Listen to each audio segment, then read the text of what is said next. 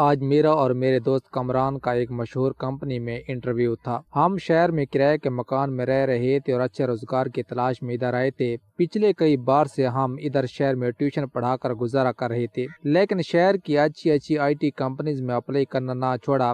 ایک بڑی کمپنی میں اپلائی کیا تھا، ہم دونوں کو انٹرویو کے لیے بلایا گیا۔ اس کمپنی میں 9 خالی پوسٹیں تھیں جن کے لیے تقریباً 200 لوگوں کو انٹرویو کے لیے بلایا جا رہا تھا۔ میں اور میرا دوست کمران کافی ایکسائٹیڈ تھے اور ایکسائٹمنٹ میں ہمیں نیند تک نہ آئی۔ صبح اٹھے تو انٹرویو کا وقت قریب تھا۔ میں جلدی سے نہانے کے لیے باتھ روم میں چلا گیا تو میرے دوست نے جلدی سے باتھ روم کا دروازہ باہر سے لاک کر دیا اور پھر اکیلا ہی کمپنی آفس انٹرویو دینے کے لیے پہنچا۔ میں نہیں جانتا اس نے میرے ساتھ ایسا کیوں کیا، لیکن اس کا یہ عمل میرے لیے بہت حیران کن تھا۔ وہ تو میرا سب سے بہترین دوست تھا جو ہمیشہ سے میری خیر خواہی کر رہا تھا، مگر اس دفعہ اس نے یہ عجیب حرکت کی۔ 2 گھنٹے تک میں غسل خانے میں قید رہا اور شور کرتا رہا، شاید کوئی میرا شور سن کر غسل خانے کا دروازہ کھول لے۔ 2 گھنٹے بعد کام کرنے والی ملازمہ نے کہیں سے میرا شور سنا تو غسل خانے کا دروازہ کھولا اور یوں میں باہر آیا، مگر اب انٹرویو کا ٹائم ختم ہو چکا تھا۔ کمران کا انٹرویو کلیئر ہوا اور کمپنی میں آئی ٹی آفیسر کی پوسٹ پر اس کی سلیکشن ہوئی۔ آفیسر بنا تو مجھ سے دوستی ختم کر دی۔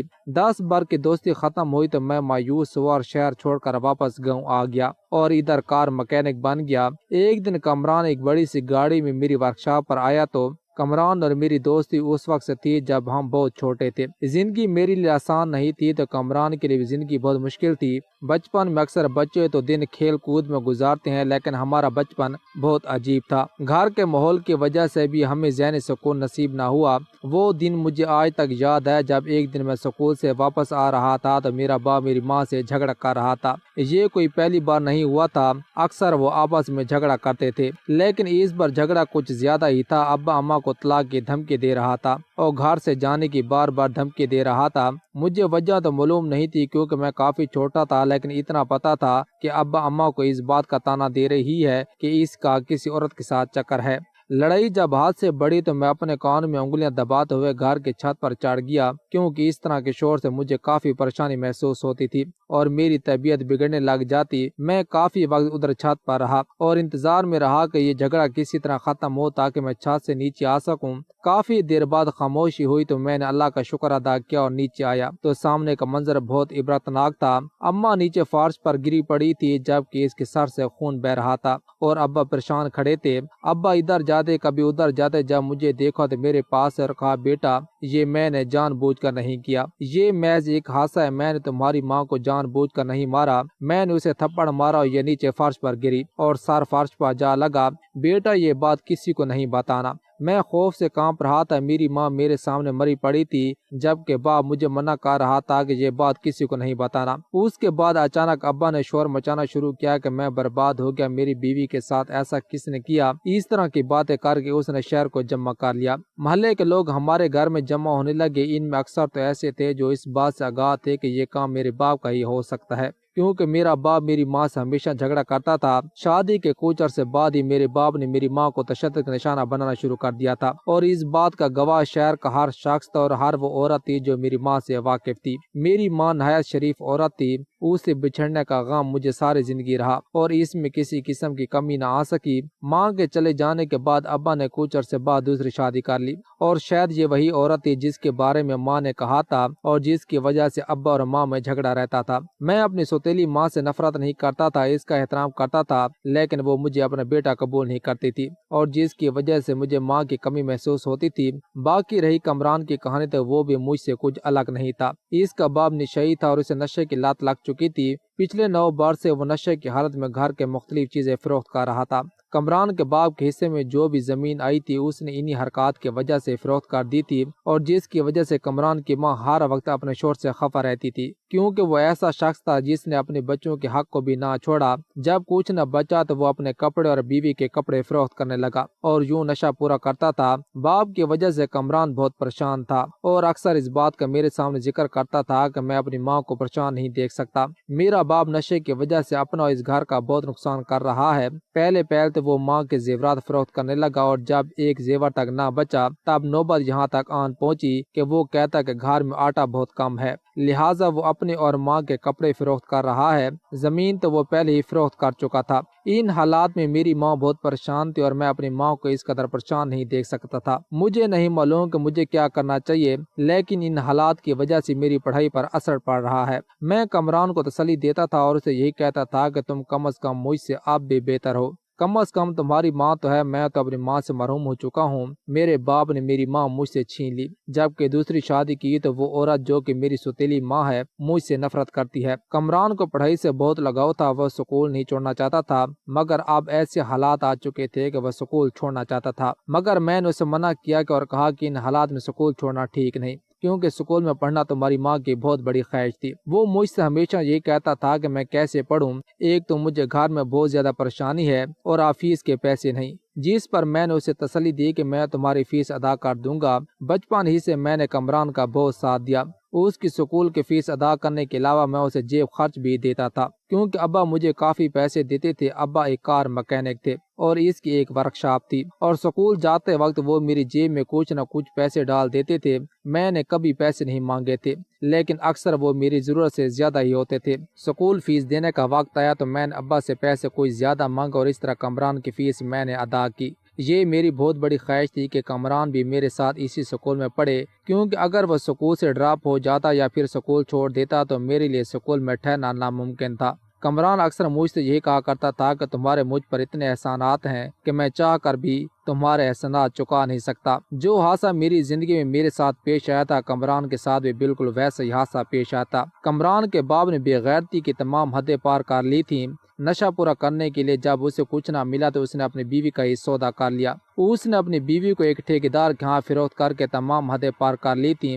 یہ ٹھیکیدار بہت بے غیرت انسان تھا، جس نے کئی عورتوں کو خریدا تھا۔ اس نے کامران کی ماں کو اغوا کرنے کی کوشش کی لیکن ناکام ہوا۔ اب جب اسے اس بات کا علم ہو چکا تھا کہ کامران کا نشئی باپ کسی صورت نشے سے پیچھے ہٹنے والا نہیں، اس کے پاس کچھ ایسا نہیں بچا جس کی وجہ سے وہ اپنا نشہ پورا کر سکے، تب ٹھیکیدار نے کامران کے باپ کو ایک آفر دی کہ اگر تم اپنی بیوی کو مجھ پر فروخت کر دو تو اس کے بدلے میں تمہیں 3 لاکھ دوں گا۔ اس نے کامران کے باپ کو 1 لاکھ ایڈوانس میں دیا اور اس کے نشئی باپ نے وعدہ کیا کہ آج میں اپنی بیوی کو تمہارے حوالے کر دوں گا۔ کامران کا باپ گھر آیا تو اپنی بیوی سے کہا کہ تیار ہو جاؤ، ہم نے کہیں جانا ہے۔ اس کی بیوی بار بار اس سے پوچھ رہی تھی کہ ہمیں کہاں جانا ہے، بتاؤ تو صحیح، لیکن وہ کچھ نہیں بتا رہا تھا۔ اس کی بیوی کو شک ہوا کہ کچھ نہ کچھ گڑبڑ ہے، تب اس نے اپنے شوہر کے ساتھ جانے سے انکار کر دیا، جس پر اس کو غصہ آیا اور وہ اپنی بیوی کو گھسیٹتا ہوا ٹھیکیدار کے پاس لے جا رہا تھا، اور کامران سے یہ بات برداشت نہیں ہو رہی تھی۔ وہ اپنی ماں کو ان حالات میں اکیلا نہیں چھوڑ سکتا تھا اور نہ ہی اپنی ماں کو اس طرح کی پریشانی میں دیکھ سکتا تھا۔ وہ بار بار اپنے باپ کے سامنے آ رہا تھا کہ ابا میری ماں کو چھوڑ دے۔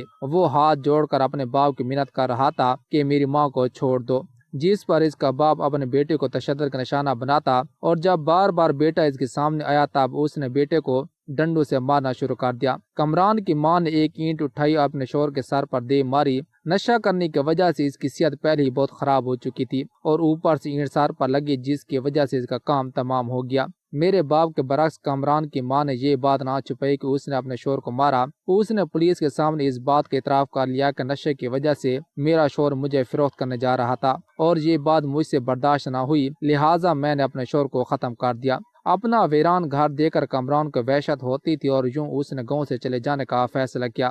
وہ شہر میں جانا چاہتا تھا۔ میں نے کامران سے کہا کہ ایسا مت کرو اور مجھے چھوڑ کر مت جاؤ، کیونکہ دنیا میں تو واحد میرا دوست ہے جس کے سہارے میں زندہ ہوں۔ میرا اس دنیا میں کوئی بھی اپنا نہیں۔ میرا باپ مجھ پر ظلم تو نہیں کرتا تھا، لیکن وہ مجھ سے زیادہ اپنی بیوی کو چاہتا تھا، جس کو میں چاہتا تھا۔ میرے باپ نے اس کی جان ہی لے لی تھی، اور اگر ابا بھی چلا گیا تو میں تنہا رہ جاؤں گا، کیونکہ اپنے گھر میں باپ اور ماں کے ہوتے ہوئے میں تنہا ہی ہوں۔ میرا باپ ہر وقت اپنی بیوی کے صدقے جاتا ہے، جبکہ میری ستیلی ماں مجھ سے نفرت کرتی ہے اور اس کی دلی یہی خواہش ہے کہ میں اسے نظر تک نہ آؤں۔ کامران روتے ہوئے یہی کہہ رہا تھا کہ اس گاؤں میں میرا کوئی نہیں، اور جب اپنے ویران گھر کو دیکھتا ہوں تو میرا دل گھبراتا ہے۔ شہر میں میری ایک خالہ ہے، میں اس کے گھر میں تو نہیں رہوں گا، البتہ اس نے مجھے کوئی جاب دلوانے کا بندوبست کیا ہوا ہے۔ اور یوں کامران ہمارے گاؤں سے چلا گیا۔ کامران کا میرے ساتھ کسی قسم کا کوئی رابطہ نہیں تھا اور میں اس کی وجہ سے کافی پریشان تھا۔ میں نہیں جانتا تھا کہ وہ کہاں ہے، کیسا ہے اور کن حالات میں زندگی گزار رہا ہے۔ کامران کے جانے کے بعد میرا پڑھائی سے دل بھر چکا تھا،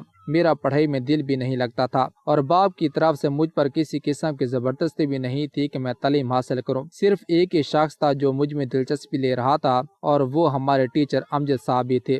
وہ بہت اچھے انسان تھے اور انہوں نے ہمیشہ مجھے سپورٹ کیا تھا۔ ان کی بہت بڑی خواہش تھی کہ میں تعلیم حاصل کروں اور تعلیمی میدان میں آگے جاؤں۔ وہ اکثر مجھ سے کہا کرتے تھے کہ بیٹا ساجد، کبھی بھی تعلیم مت چھوڑنا، تعلیم ایک ایسا زیور ہے جو آپ کے کام آئے گا۔ لیکن اب میں نے سکول چھوڑنے کا فیصلہ کیا تھا۔ میٹرک کے ایگزام قریب تھے اور میرا ارادہ تھا کہ میٹرک ایگزام دے کر میں ہمیشہ کے لیے تعلیم کو خیر بات کہہ دوں گا۔ میٹرک کے ایگزام میں میری تیاری بالکل نہیں تھی اور نہ ہی میں نے پڑھا تھا۔ اس کے باوجود میں نے دوسری پوزیشن حاصل کی، جو کہ بہت بڑی بات تھی اور امجد صاحب مجھ سے بہت زیادہ خوش تھے۔ امجد صاحب چاہتے تھے کہ میں کالج میں ایڈمیشن لوں اور اپنی تعلیم جاری رکھوں، لیکن میں نے سر سے یہی کہا تھا کہ میں دماغی طور پر پڑھائی کے لیے بالکل تیار نہیں اور میں مزید نہیں پڑھنا چاہتا۔ جب ابا سے میں نے اس سلسلے میں بات کی تو ابا بہت خوش ہوئے کہ ورکشاپ پر اسے ایک مفت میں نوکر مل جائے گا۔ میں ابا کے ورکشاپ پر کام کرنے لگا۔ سر امجد کا ٹرانسفر گاؤں سے شہر ہو چکا تھا اور ایک دن میں ورکشاپ پر موجود تھا جب سر امجد کا مجھے فون آیا۔ اس نے مجھے اپنے ہاں شہر میں بلا لیا کیونکہ ایک دن اس کی گاڑی خراب ہوئی تھی، تو ورکشاپ پر اس نے مجھے اس حال میں دیکھا کہ اسے مجھ پر ترس آ گیا۔ وہ بار بار مجھ سے یہ کہہ رہے تھے کہ شہر میں چھوٹی موٹی جاب بھی مل جائے گی اور تو یہاں اپنی پڑھائی بھی کر پائے گا۔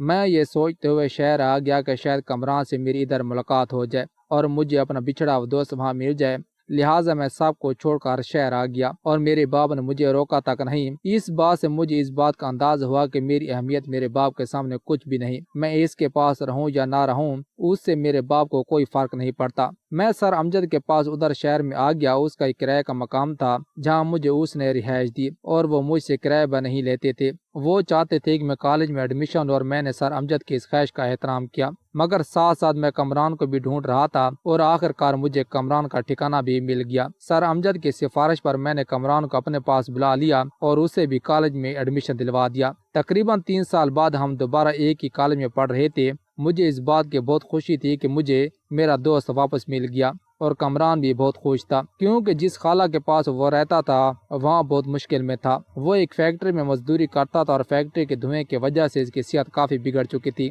وہ معدے کا مریض بن چکا تھا جس پر میں نے اس کا علاج کروایا۔ پڑھائی کے ساتھ ساتھ میں ایک بڑے سے ہوٹل میں بیرے کی جاب کرتا تھا، جبکہ خراب صحت کی وجہ سے میں نے کمران سے کہا کہ فی الحال تمہیں جاب کرنے کی ضرورت نہیں، تم صرف پڑھائی کرو اور اس کے بعد آرام کرو۔ وقت گزرتا گیا اور یوں ماسٹر کی تعلیم ہم نے مکمل کر لی۔ کافی عرصے سے ہم چھوٹی موٹی جاب وہاں کر رہے تھے، لیکن اچھی کمپنی میں اپلائی بھی کر رہے تھے اور آخر کار ایک IT کمپنی میں ہمیں انٹرویو کے لیے بلایا گیا۔ میں اور کامران دونوں خوش تھے کیونکہ یہ بہت بڑی کمپنی تھی۔ ہزاروں لوگوں نے اپلائی کیا تھا لیکن 200 لوگوں کو ہی انٹرویو کے لیے بلایا گیا ان کی کوالیفیکیشن دیکھ کر۔ میں اس رات بہت خوش تھا اور خوشی کی وجہ سے مجھے نیند نہیں آ رہی تھی۔ کافی دیر بعد نیند آئی اور صبح آنکھ کھلی تو سورج طلوع ہو چکا تھا۔ میں جلدی سے نہانے کے لیے غسل خانے میں گیا تو کمران نے عجیب حرکت کی جس کا مجھے اندازہ نہیں تھا۔ اس نے غسل خانے کے باہر تالا لگا لیا اور پھر اکیلا ہی انٹرویو کے لیے چلا گیا۔ حالانکہ ہم نے ایک ساتھ جانا تھا، میں اسے آوازیں دے رہا تھا کہ کمران کہاں ہو، دروازہ کھولو، دروازہ کیوں بند کر دیا، لیکن وہ وہاں سے جا چکا تھا۔ میں شور کر رہا تھا لیکن کوئی میری آواز نہیں سن رہا تھا۔ تقریباً 3 گھنٹے بعد صفائی کرنے والی ملازمہ نے میرا شور سنا تو وہ وہاں آئی۔ اس نے غسل خانے کا دروازہ کھولا تو میں باہر آیا، لیکن اب انٹرویو کا وقت گزر چکا تھا۔ مجھے پتا تھا کہ کمران کا انٹرویو کلیئر ہوا اور کمپنی نے اسے سلیکٹ کر لیا، لیکن وہ واپس ادھر نہ آیا۔ کمپنی کی طرف سے اسے گاڑی اور رہائش بھی مل چکی تھی اور جب اس کے حالات بدل گئے تو اس نے میرے ساتھ رابطہ بھی ختم کر دیا۔